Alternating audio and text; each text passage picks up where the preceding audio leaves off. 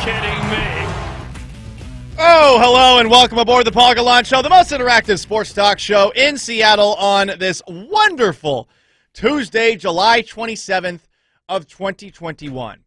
That might have been the best Mariners comeback that we've seen since they came back from down 5 against the New York Yankees in 1995 with the double.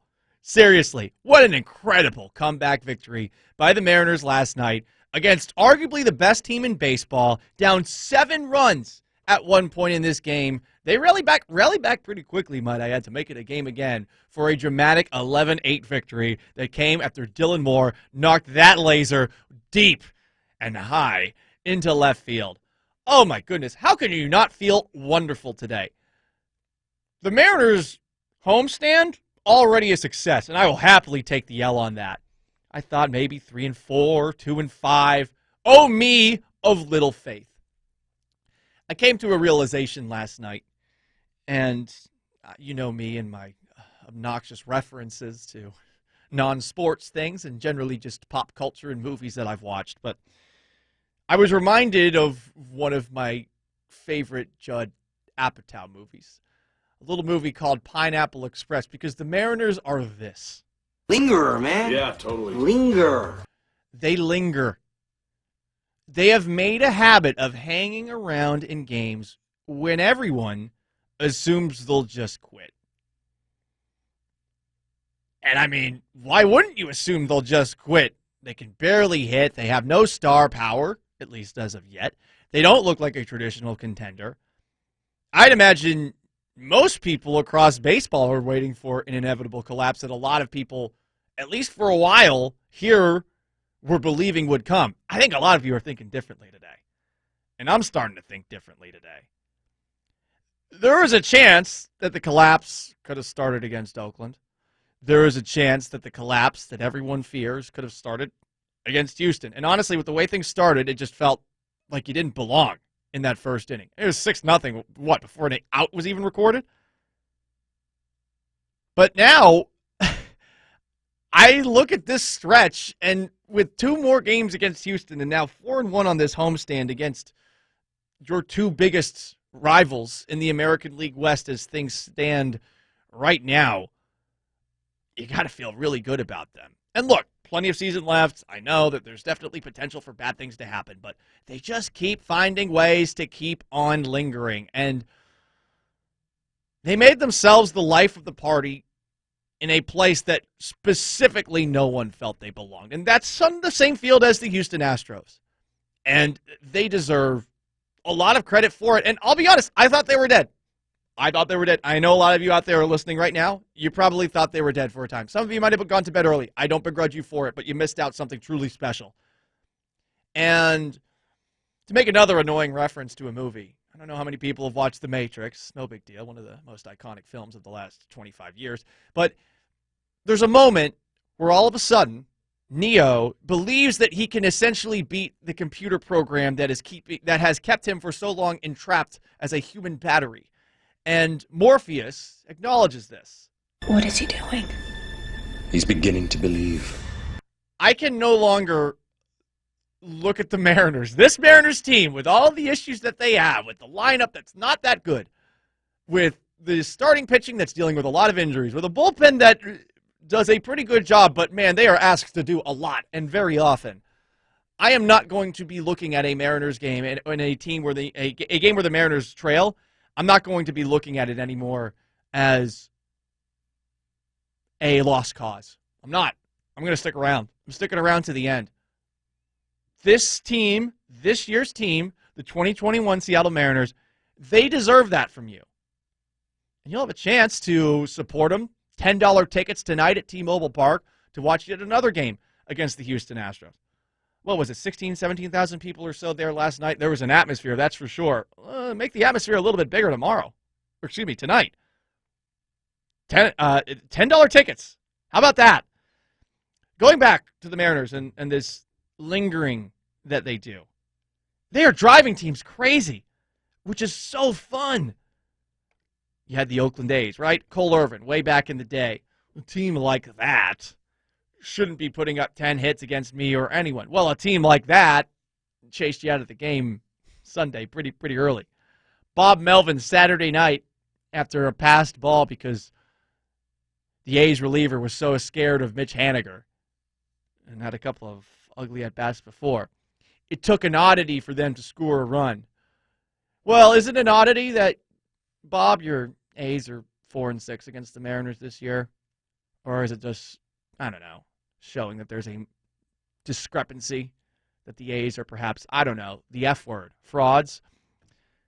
And then you got the Astros. And I can't believe that the amicable breakup that I once thought I had with a team that I used to cover has gone so sour so quickly, but all it took was one throw at J.P. Crawford's head. They're dead to me. They're dead to me. I wanted to fight someone in that moment because I was riding high on an emotional testosterone high, yelling around my apartment and probably waking my neighbors. Sorry, guys, to my left and to my right. I really am sorry about that. And I'm also sorry to the dog. That's a terrible dog. It never stops barking. That's directly underneath my apartment, too. Just always barks. I know I made him bark this time. It was my fault this time. It wasn't the dog just being the worst. I know that in that moment, all of a sudden, right afterwards, when J.P. Crawford had the ball thrown at him, I wanted to fight someone. I wanted to go 2001 Paul Gallant, unhinged little maniacal sixth grader who's a lot like Sid from Toy Story and do something bad. Because that, to me, was unacceptable. You do it once, okay. You do it twice, okay. You do it 3 times after giving up a grand slam in a 3-run game where the game's over, essentially. Maybe not, but, that's at least the way I was feeling with the way that the momentum had gone. That was uncalled for. And then afterwards, you see Carlos Correa glaring from the dugout like the Mariners have no reason to get pissed about what just took place. That, to me, drove me crazy. That, to me, made me angry. And then this morning, I see from Dusty Baker, the guys they were sending up were all sub-200 hitters. We walked the guy that's hitting 100, 102. It was a great at-bat by Jared Kelenic. There's a saltiness that these two teams in the American League West that think they're better than the Mariners, significantly better than the Mariners, have been showing that I think is delicious. Give me more of this salt.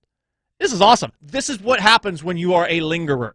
And the Mariners are proving that they are quite the annoying lingerer. They're going to hang around and they're never going to leave. And you can ask them to leave and they're going to, instead of leaving, they're going to crack into your bottle cabinet and pull out the most expensive bottle that you have, take a drink, then they're going to get on your couch and they're going to scuff it up like they are Rick James at Charlie Murphy's house. And you hear these guys afterwards just talking about how special this team is. Here's Scott Service talking about the way that this team is able to compete every single night. They really do. They did believe that, we're building something here really special. It's an awesome group. I am just drained tonight. I have no voice left, screaming at the umpires and everything else. But I said it early on, I love this team, and I really do. I just love the way they compete every night. If you don't love it already, then change that now. You have no choice.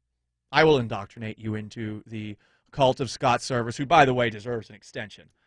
Standing up for J.P. Crawford last night, the way that he has kept this team so even-keeled after they got absolutely smacked around by San Diego earlier this season, that could have been a moment where this season went to you-know-where. And all of a sudden, after that moment, they seem to be, as a team, as tough as it gets, despite some extreme limitations. Real limitations. How they are doing this, it's hard to comprehend. But there's a belief, and it starts with this guy, J.P. Crawford, who was the reason the Mariners were hanging around early in this one. He gets a hit in his first at-bat. He gets a hit in his second at-bat. He gets a hit in his third at-bat, and then the rally starts. And after the game, he said, we're going to be a problem. We're competing with everybody, and we go into the game knowing that. And we go into the game knowing that we could beat any team that steps on the same field as us. And we keep that mentality throughout the whole year, we're going to be a problem. They're saying As you can see right now, we're playing really good ball right now. Sorry, J.P. Crawford, don't attack me. You would be merited too. They're saying all the right things right now. They're saying everything that you want to hear from a young baseball team that is basically learning on the fly and growing on the fly. And it's time, if you haven't already, to join. Join this. It is fun. Who knows where it goes? Who cares where it goes? They are making teams in the American League West's life a nuisance. They did it with the Yankees, too. Remember at the end of that game where the Mariners finally were able to beat the Yankees and how mad Runion Odor was, and DJ De La Mayhew with that entitled act of his, they are driving the best teams in the American League crazy because those teams can't figure out why they're winning. And quite honestly, I can't either, but I don't care because it's wonderful. This is awesome. Jump aboard the pirate ship. Hashtag that team.